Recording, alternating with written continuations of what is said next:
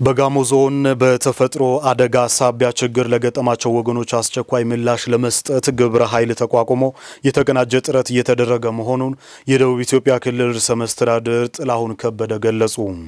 በአደጋው ለተጎዱ ወገኖች የሰብአዊ ድጋፍና አስቸኳይ እርዳታ ለማድረግ ግብረ ኃይል ተቋቁሞ የተቀናጀ ጥረት እየተደረገ መሆኑን የገለጹት ርዕሰ መስተዳድሩ ድጋፉ ተጠናክሮ ይቀጥላል ብለዋል። የክልሉ አደጋ ስጋት ስራ አመራር ምክር ቤት የአደጋው ሰለባ የሆኑ ወገኖችን ለማገዝና ለማቋቋም የተቀናጀ ጥረት እየተደረገ ስለመሆኑም ታውቋል። የጋሞ ዞን ዋና አስተዳዳሪ ዶክተር ደምስ አድማሱ ለአደጋው ተጎጂዎች ሰብአዊ ድጋፎችን ወደ ስፍራው ለማጓጓዝ በቅንጅት እየተሰራ መሆኑን ገልጸዋል። በአርባ ምንጭ ከተማና ዙሪያ ወረዳ የኩልፎና የሴጎ ወንዞች ሙላት ባስከተለው የጎርፍ አደጋ በተለያዩ ተቋማትና መሰረተ ልማት ላይ ጉዳት ማድረሱን እንዲሁም ተገልጿል። በመሆኑም በአደጋው ሳቢያ ችግር ለገጠማቸው ወገኖች አስቸኳይ ሰብአዊ ድጋፎችና የመልሶ ማቋቋም ስራ ለማከናወን የተቀናጀ ጥረት እየተደረገ መሆኑን መገለጹ ይታወቃል። ኢዜአ እንደዘገበው ችግር ፈቺ የሆኑ ጥናትና ምርምር ውጤቶችን የሚያበረክቱ ሴት ምሁራንን ለማፍራት ከፍተኛ የትምህርት ተቋማት አበክሮ መስራት እንዳለባቸው የደቡብ ኢትዮጵያ ክልል ሴቶችና ማህበራዊ ጉዳይ ቢሮ አስታወቀ። ዓለም አቀፍ የሴቶች ቀን በማስመልከት ያለፉት የ50 ዓመታት የለውጥ ጉዞና የማርች 8 ታሪካዊ ዳራ ላይ ያተኮረ የምክክር መድረክ ከወላይታ ሶዶ ዩኒቨርሲቲ ሴት ምሁራን ጋር ተካሂዷል። ውብሸት ጳውሎስ ዝርዝሩን ያስመለክተናል። ዓለም አቀፍ የሴቶች ቀን ምክንያት በማድረግ ከወላይታ ሶዶ ዩኒቨርሲቲ ሴት ምሁራን ጋር በተደረገ የምክክር መድረክ ላይ የተገኙት የኢትዮጵያ ግብርና ስራዎች ኮርፖሬሽን ዋና ስራ አስፈጻሚ ወይዘሮ የሺመቤት ነጋሽ በሴቶች ላይ የሚደርሱ ጥቃቶችን ለመከላከል የሚያስችሉ ፖሊሲዎችን ለማርቀቅ ሴት ምሁራን የድርሻቸውን ሊወጡ እንደሚገባ ነው ያስረዱት። ድህነት ባለበት ሁሉ ከወንዶች ይልቅ ለሴቶች ነው ፈተናው የሚበዛው። ማህበረሰቡ ሲበለጽግ፣ ሀገር ሲበለጽግ ህግን የሚያከብር የህግ የበላይነትን የሚያረጋግጥ ዜጋ በዛው ልክ ይፈጠራል። ይሄን ፈጠርን ማለት ደግሞ በየደረጃው ሴቶች ላይ የሚደርሱ ጥቃቶችና ጎጂ ባህላዊ ድርጊቶችን ከመከላከልና ሴቶችን ከጥቃት ከመጠበቅ አንፃር ሁለንተናዊ የሆነ አስተዋጽኦ ማበርከት እንችላለን ብዬ አስባለሁና በተለይ ህግ ላይም ባትሆኑ በምርምር ነው ፖሊሲ ሊሻሻል የሚችለው። መነሻው ጥናትና ምርምር ነው። እያንዳንዶች ህጎች የሚወጡት ጥናትና ምርምር ላይ ተመስርቶ የተፈጠሩ ክፍተቶችን ለመሙላት ነውና ለህግ መነሻ የሚሆኑ ለፖሊሲ መነሻ የሚሆኑ ሐሳቦችን በማፍለቅ ረገድ እድሉ ያለንና ህግ ማውጣት ላይ ደግሞ የምንሳተፍ ሴቶች ጋር ኔትወርክ ሆነን በመስራት ለሴቶች የሚጠቅሙ ምቹ ሁኔታዎችን ከመፍጠር አንፃር ትልቅ ሀገር ኃላፊነት ትልቅ ድርሻ አለብን። በደቡብ ኢትዮጵያ ክልል ባሉ አራቱም ዩኒቨርሲቲዎች ከሴት ምሁራን ጋር የምክክር መድረክ የተደረገ ሲሆን ሴት ምሁራን የሴቶችን ሁለንተናዊ ተጠቃሚነት የሚያረጋግጡ የጥናትና ምርምር ውጤቶችን በማበርከት የድርሻቸውን እንዲወጡም ተመላክተዋል። ዛሬ እንደ ሀገር በ47ቱም ዩኒቨርሲቲዎች እንደ ደቡብ ኢትዮጵያ ክልል ደግሞ በአራቱ ዩኒቨርሲቲዎች የሴት ምሁራን ውይይት እየተካሄደ ይገኛል። በሴቶች የመጣ በማህበራዊ በፖለቲካዊና በኢኮኖሚ የመጡ ለውጦችን መነሻ በማድረግ በተለይም ደግሞ ሴት ምሁራንን ስናወያይ በማህበራዊ ዘርፍ በትምህርት የመጡ ለውጦች ላይ ነውና መንግስትም በዚህ ዘርፍ ትኩረት ወስዶ ዩኒቨርሲቲ ደረጃ ቁጥራቸው እንዲጨምር የሚማሩትን በማድረግ ሲወጡ ደግሞ ከወንዶች እኩል ተወዳድረው እኩል ውጤት ካመጡ ተጨማሪ የሚሆን በፐርሰንት ተሰጥቷቸው ወደ መዋቅር የሚገቡበትን እድል ተሰጥቶ ተሳትፎና ተጠቃሚ የሆኑ ያሉበት የ50 ዓመት ጉዞ ነው ያለውና ሴት ምሁራን በብዙ ተግዳሮት ነው መተው እዚህ የሚደርሱት። ብዙ ነገሮችን አልፈው ነው ልክ እዚህ መድረክ ላይ ሲቆሙ የሆነ ቀላል ነገር ሊመስል ይችላል። ግን በብዙ ተግዳሮት መተው በፖለቲካዊ፣ በኢኮኖሚያዊ፣ በማህበራዊ በራስ በመተማመን ነገሮችን ማድረግ መንገዱን ይዞ እንዲሄድ ማድረግ እና ብዙ በተማሪነት ደረጃ በመምህራንም ደረጃ በአድሚን ስታፍም ሴት ስለሆንክ ብዙ ነገር ነው የሚደርስብህ። ያንን ግን ተቋቁሞ ነው ለዚህ የበቁት ብዙ ሴቶች። በትግል በመጣው የዚህ ማርች 8 ምክንያት ምንድነው የሚጠበቀው የሚለውን በስፋት እየተወያየን የመጣንበት ሂደት አለ። ያው በተለይም ለሴቷ ይሄ ቀን የተለየ ቀን ነው የሚል እምነት አለኝ። ሴቶች በሀገር ላይ ያላቸው አስተዋጽኦ በሀገር ልማት፣ በሀገር ኢኮኖሚ፣ በማህበራዊም ጉዳይ እጅግ በጣም ሰፊ ስለሆነ የሴቶች አስተዋጽኦ ደግሞ ጎልቶ መውጣት አለበት። ከፍተኛ የትምህርት ተቋማት የሴት ምሁራን ተሳትፎ በማሳደግ ችግር ፈቺ ጥናትና ምርምር ውጤቶችን ማፍለቅ እንዳለባቸው የወላይታ ሶዶ ዩኒቨርሲቲ ፕሬዝዳንት ተወካይ ረዳት ፕሮፌሰር ተመስገን ገብረ ኢየሱስ ተናግረዋል። ምሁራን መድረክ ስለነበረ የተነሱ ከዚህ በፊትም በጥናት እየዳበሩ የቆዩት ሀሳቦችን ለማደራጀት በሚያመች መልኩ የተለያዩ ሀሳቦች ተነስተዋል። እነሱንም ፍሬም አድርገናቸው ከዚህ በኋላ በመድረኩ የተገኙ የተለያዩ አካላት የየድርሻቸውን ወስዶ አደራጅቶ የመስራትና እስካሁን በ50 ዓመት ጉዞ ላይ ያለውን ደካማ ጎን አስወግደን የተሻለ አፈጻጸም ወደፊት እንዲኖር ሀገር እንድትበለጽግ በተገኘው አክሴሲቢሊቲ ሴቶች እንዲጠቀሙት ኢፌክቲቭሊ እንዲጠቀሙት ማድረግ ነው። ከዛ ባሻገር ሴቶች ምሁራን ቀደም ብሎ የተማሩ የተሻለ ነገር ያላቸው ከታች ያሉትን እንዲያበቁ ምቹ ሁኔታዎችን መፍጠር ነው። ያ የይቻላል መንፈስ እየዳበረ ከሄደ ነገሮቹ በቀላሉ ሶልቭ እየተደረጉ ሊሄዱ ይችላሉ ብዬ አስባለሁ። ከሴትነት ጋር ተያይዞ እስካሁን ከማህበረሰቡ ዘንድ ያልተቀረፉ የተንሻፈፉ እይታዎችን ለማስወገድ ሴት ምሁራን ብቻ ሳይሆን ሁሉም ማህበረሰብ ሚናውን እንዲወጣም ጥሪ ተላልፈዋል። መምህራን ትልቁን ድርሻ ይወስዳሉ።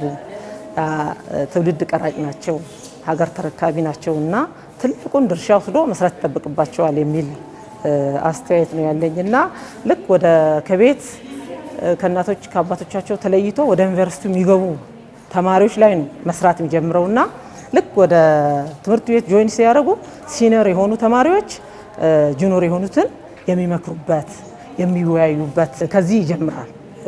ሴቶችን ማብቃትና ሁሉም የሚመለከታቸው አካሎች ድርሻ ማለት ኃላፊነት መውሰድ አለባቸው። ይሄ ሴት ልጅ ብቻውን የምትታገለው ትግል አይደለም። ሴት ልጅ ብቻውን ይሄን ነገር ይወጣል ብላ የምትባጥጠው ነገር አይደለም። ሁሉም በየድርሻው ያሉ የአመራር አካላት ተሳትፏቸውን ለማሳደግ ሁሉም አካል ባለድርሻ አካላት ትኩረት ሰጥተው መስራት አለባቸው ባይ ነኝ። ምሁራን ላይ የተጀመረ አደረጃጀት አለ። ያ አደረጃጀት ቁጥሩንም ሰፋ አድርጎ ይዞ ጠንካራ ሆኖ መንቀሳቀስ መቻል አለበት። ምሁራኑም ለተማሪ መታገል አለበት። ያው በየደረጃው የተዋቀረ መዋቅር ስላለ እዛ ጋር አቤት ማለት እንደሚቻልና ሴቶቹ ችግራቸውን በግልጽ ማውራት እንዳለባቸውና ሁሉም ቤተ እምነቶች ከሃይማኖታዊ አስተምህሮት ጎን ለጎን በምእመኑ ዘንድ ሰላምና አብሮነትን የሚያጠናክሩ ሴቶችን ማስረጽ እንዳለባቸው የኪንዶ ዲዳይ ወረዳ አስተዳደር አስታወቀ። በወረዳው በመደመር መንግስት እይታ የሃይማኖት ተቋማት መሪዎች ሚና በሚል መሪ ቃል የምክክር መድረክ ተካሂዷል። ሂሩት የምሩ የኪንዶ ዲዳይ ወረዳ ዋና አስተዳዳሪ አቶ አበበ ዋኬ የሃይማኖት ተቋማት ትውልድን በመልካም ስነ ምግባር በማነጽ ለሀገርና ሕዝብም ታማኝ እንዲሆኑ ኃላፊነታቸውን ሊወጡ ይገባል ብለዋል። የወረዳው ነዋሪዎችም በሰላም አውድ ውስጥ ሆነው ምርታማነትን በማሳደግና በልማት ስራዎች ላይ በንቃት እንዲሳተፉ ጥሪ አቅርበዋል። የኪንዶ ዲዳይ ወረዳ ዋና አስተዳዳሪ አቶ አበበ ዋኬ የሃይማኖት ተቋማት ትውልድን በመልካም ስነ ምግባር በማነጽ ለሀገርና ሕዝብም ታማኝ እንዲሆኑ ኃላፊነታቸውን ሊወጡ ይገባል ብለዋል። የወረዳው ነዋሪዎችም በሰላም አውድ ውስጥ ሆነው ምርታማነትን በማሳደግና በልማት ስራዎች ላይ በንቃት እንዲሳተፉ ጥሪ አቅርበዋል። የተጻፈ የህግጋት ሁሉ መሰረት ነው። የወንጀልም ሆነ የፍትሐብሔር ህግ፣ የስርዓት ህግ፣ የኑሮ ህግ፣ የንግድ ህግ፣ የትኛውም ህግ ኢማኔት ተደርጎ እየተቀዳ የተወሰደው ከእግዚአብሔር ቃል ነው። እንደ ቃሉ ትውልድን እንዴት እንገነባ የሚለውን አንድ ፓስተር ርዕስ አድርጎ ብዙ ነገር ከመጽሐፍ ቅዱስ ከዛም ከዚህም አጣቅሶ ማስተምሮ በቂ የሆነ ነገር ማስተማር ይችላል። እንዴት አንድን ምእመን ከሌላው ጋር ፍቅር፣ ትስስር፣ አብሮነት፣ መተዛዘን እንዲኖር አንድነት እንዲኖር እንዴት አድርጎ ማስተማር እንደሚችል ይሄን ርዕሰ ጉዳይ አድርጋችሁ እዚህ ጋር ታይትል ርዕሰ ጉዳይ ሆኖ የመጣው ነገር ርዕስ አድርጋችሁ የስብከቱ ርዕስ አድርጎ ጥቅስ ከዛም ከዚህም ተያያዥ የሆኑ ነገሮች እያጣቀሱ ማስተማር ይቻላል። የኪንዶ ዲዳይ ወረዳ ብልጽግና ፓርቲ ቅርንጫፍ ጽህፈት ቤት ኃላፊ አቶ ትዕዛዙ ጳውሎስ የአካባቢውን ሰላምና ጸጥታ በመጠበቅና የህዝብ ለህዝብ ትስስርን በማጠናከር ረገድ ቤተ እምነቶች የተጣለባቸውን አደራ እየተወጡ እንደሚገኙ አብራርተዋል። ቢሆን የራሱን ሃይማኖት የመከተል ህገ መንግስታዊ መብት አለ። ሲከተል ግን የራሱ የሆነ የዛ የሃይማኖቱ መተዳደሪያ ደንብ ዶክትሪኑ አለ። ያንን ተከትሎ ሁሉም በራሱ ነው ሃይማኖት ስርዓቱን የሚመራ። ስለዚህ ያንን እየመራ ግን ከመንግስት ጋር እንዴት መኖር አለበት፣ ለሀገሪቱ ምን አስተዋጽኦ ማድረግ አለበት፣ እንዴት ለሀገር ሰላም መስራት አለበት፣ በሀገር ልማት ላይ እንዴት መስራት መሳተፍ አለበት የሚሉ በዝርዝር ሁሉም በየቡድኑ ነው እየተወያየ ያለው። የጋራ ስናደርግ ለሀገር ነው የምናደርገው፣ ለሀገሪቱ ሰላም ነው የምንሰራው፣ ለትውልድ ቢያንስ ጤናማ ትውልድን ለማፍራት ነው የምንሰራው። የተለያዩ ሃይማኖት ተቋማትን በመወከል በመድረኩ የተሳተፉት አካላት ከሃይማኖታዊ አስተምሮ ባሻገር የአካባቢያቸውን ሰላምና ደህንነት በመጠበቅ ለልማትና አብሮነት የበኩላቸውን እንደሚወጡ አስገንዝበዋል። መሪዎች ሚናቸውም ምን እንደሆነ ከሰነዱ አንጻር ሁሉም የሃይማኖት ተቋማት መሪዎች ወይም ተወካዮች የራሳቸውን ድርሻ የተቀበሉበት ሁኔታ አለ። እንግዲህ እነዚህ ውስጥ ላይ የሚስተዋሉ የተለያዩ ችግሮችን ቀርፈን ወደፊት የበለጸገችውን ኢትዮጵያ ለማየት ለለውጥ የቆመ ትውልድን ለመገንባት የቤተ ክርስቲያኒቱ ሚና እጅግ በጣም የላቀ ነው። ግጭትና በሃይማኖት መካከል ግጭት እንዲፈጠር የሚያደርጉ የፖለቲካ አመራሮች አሉ። ፖለቲካን ተሸክሞ ቤተክርስቲያን ከቤተክርስቲያን ጋር እንዲጋጩ፣ ኦርቶዶክስ ከቃልቦት ጋር ከሙስሊም ጋር እንዲጋጭ የሚያደርጉ አካላት አሉ። እነኚህ ቢታረሙ ደንቡ ላይ የተቀመጠ አለ። ከአንድ አጥቢያ ወደ ሌላኛው አጥቢያ እርቀቱ የተቀመጠ እስካለ ድረስ ሰው መጋጨት የለበትም። ያንን ተቀብሎ አንድ ሰው የሚመለከተው አካል ሄዶ እርቀቱን ለክቶ መስጠትና መጋጨት የለበትም። ስጋት ሆኖ የተቀመጡ ነገሮች አሉ።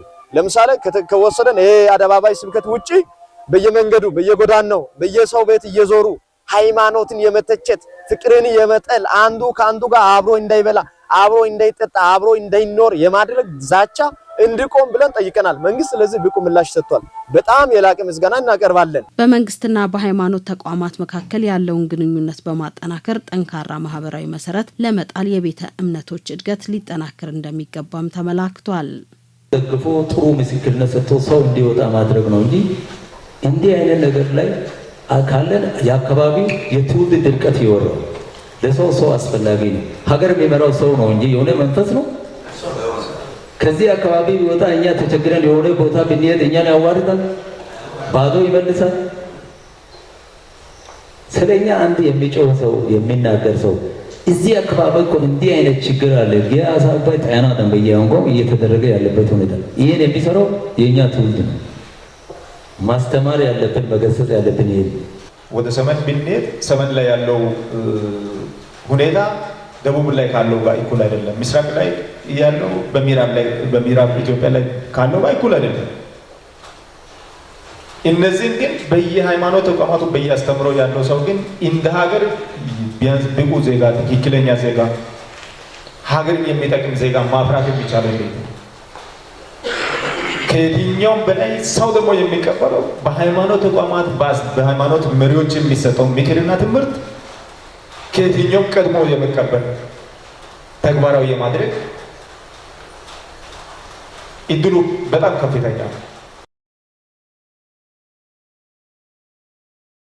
በደቡብ ኢትዮጵያ ክልል በዘንድሮ የበልግ እርሻ ከ987 ሺህ ሄክታር በላይ ማሳ በተለያዩ ሰብሎች ለመሸፈን ታቅዶ ወደ ተግባር መገባቱን የክልሉ ግብርና ቢሮ አስታወቀ።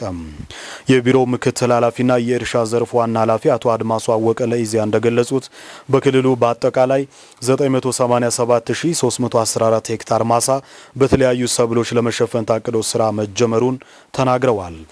እስካሁን በተሰራ ስራም የበልግ ዝናብ ቀድሞ በጀመረባቸው አካባቢዎች 835,703 ሄክታር ማሳ ታርሶ መዘጋጀቱንና ከዚህ ውስጥ 263,087 ሄክታር መሬት በዘር መሸፈኑን ተናግረዋል። በበልግ እርሻ በቆሎ፣ አትክልትና ፍራፍሬ እንዲሁም የስራ ስር ሰብሎች እንደሚለሙ ጠቁመው ከአጠቃላይ ልማቱም ከ97,523,000 ኩንታል በላይ ምርት ለመሰብሰብ ታቅዷል ብለዋል። በበልግ እርሻ ምርታማነትን ለማሳደግ 180 ሺህ ኩንታል የአፈር ማዳበሪያ፣ ምርጥ ዘርና ሌሎች ግብዓቶች ስርጭት እየተከናወነ መሆኑን አስታውቀዋል። የመስኖ ልማት ስራው በአንድ ቦታ ተረጋግተው ማህበራዊ ኑሮ መመስረት እንዳስቻላቸው በደቡብ ኦሞ ዞን የዳሰነች ወረዳ አርብቶ አደሮች ገለጹ። የወረዳው ነዋሪ አርብቶ አደር አረሚያ ሎቾሪያ በመንግስትና በአጋር ድርጅቶች ድጋፍ በመስኖ በቆሎ፣ ማሽላ፣ ማሾና የከብት መኖ እያመረቱ መሆኑን ገልጸው የመስኖ ልማቱ የተረጋጋ ማህበራዊ ህይወት መመስረት እንዳስቻላቸው ተናግረዋል። ቀደም ሲል ለእንስሳት የግጦሽ ሳር ፍለጋና አልፎ አልፎ በሚከሰት የጎርፍ አደጋ የተረጋጋ ኑሮ እንዳልነበራቸው ገልጸው የመስኖ ልማት ከጀመረ ወዲህ ግን በአንድ አካባቢ በመሆን የተረጋጋ ኑሮ መምራት መቻላቸውን ተናግረዋል። በአካባቢው ትምህርት ቤቶች፣ የጤና ጣቢያዎችና ሌሎች ማህበራዊ ተቋማት በአቅራቢያ ስለሚገኙ አገልግሎቶችን በቅርበት እያገኙ መሆናቸውንም ገልጸዋል። የደቡብ ኦሞ ዞን ግብርና መምሪያ ኃላፊ ምላርገው አዲሱ በበኩላቸው በቆላማ አካባቢዎች ከእንስሳት እርባታው ጎን ለጎን የመስኖ ልማትን በማስፋፋት የአርብቶ አደሩን የምግብ ዋስትና ለማረጋገጥ በትኩረት እየተሰራ መሆኑን ጠቁመዋል። በዞኑ በሚገኙ 6 አርብቶ አደር ወረዳዎች በበጋ መስኖ ከ10 ሺህ ሄክታር በላይ መሬት እየለማ እንደሚገኝ ጠቁመው 26400 የሚሆኑ አርብቶ አደሮችም ተሳታፊና ተጠቃሚ መሆናቸውን አስረድተዋል። ዘገባው የኢዜአ ነው።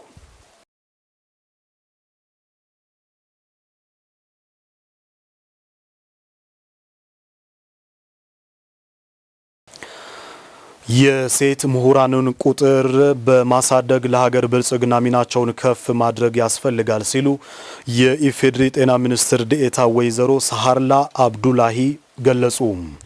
በዓለም አቀፍ ደረጃ ለ115ኛ በሀገራችን ደግሞ ለ50ኛ ጊዜ የሚከበረው ማርች 8 በዲላ ዩኒቨርሲቲ ከፌዴራል ጀምሮ በየደረጃው የሚገኙ ከፍተኛ የመንግስት የስራ ኃላፊዎች እንዲሁም የሴቶች ተወካዮች በተገኙበት በተለያዩ ኩነቶች ተከብሯል። በወቅቱ በክብር እንግድነት የተገኙት የኢፌዴሪ ጤና ሚኒስትር ዴኤታ ወይዘሮ ሳሃርላ አብዱላሂ በዓለም አቀፍ ደረጃ የሴቶች ቀን መከበር ሴቶች ላይ የሚደርሱ ችግሮችን ለመፍታት ጉልህ ሚና እንደሚጫወት ተናግረዋል። ባለፉት 5 ዓመታት ውስጥ የሴቶችን ተጠቃሚነት ለማሳደግ በተደረገው ርብርብ በማህበራዊ ኢኮኖሚያዊና በፖለቲካዊ ዘርፎች ተጠቃሚነታቸውን በእጥፍ ማሳደግ መቻሉን ጠቁመዋል።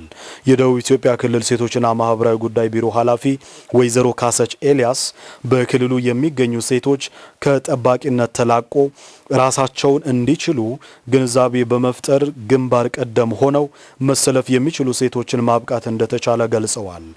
እንደ ክልል አሁንም ሴቶች ከዚህ በላይ ተጠቃሚነታቸውን ለማጉላት ሁሉም ኃላፊነቱን መወጣት እንዳለበት አሳስበዋል። ዘገባው የባልደረባችን ታረቀኝ ተስፋዬ ነው።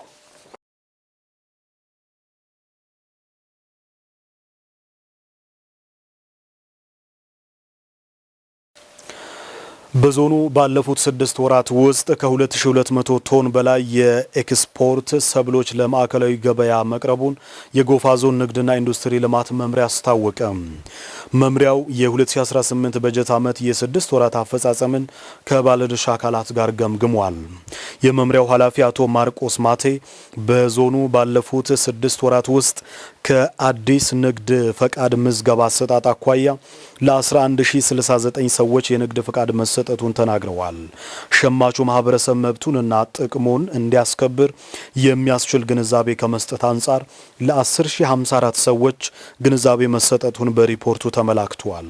በየጊዜው ከውስጥና ከውጭ የኢንስፔክሽን ስራዎችን በመስራት ጊዜ ያለፈባቸውን የተለያዩ የሸቀጥ ዕቃዎችንም በግብረ ኃይሉ አማካኝነት ማስወገድ መቻሉንም አብራርተዋል። ከህገወጥ ቁጥጥር ስራ አንጻር ባለፉት 6 ወራት ውስጥ የተለያዩ ሸቀጣሸቀጦች ተይዘው ከ15 ሚሊዮን ብር በላይ ገቢ መገኘቱን ተናግረዋል። አቶ ማርቆስ በሪፖርታቸው ባለፉት 6 ወራት ውስጥ በዞኑ ከ2200 ቶን በላይ የኤክስፖርት ሰብሎች ለማዕከላዊ ገበያ መቅረቡን አመላክተዋል።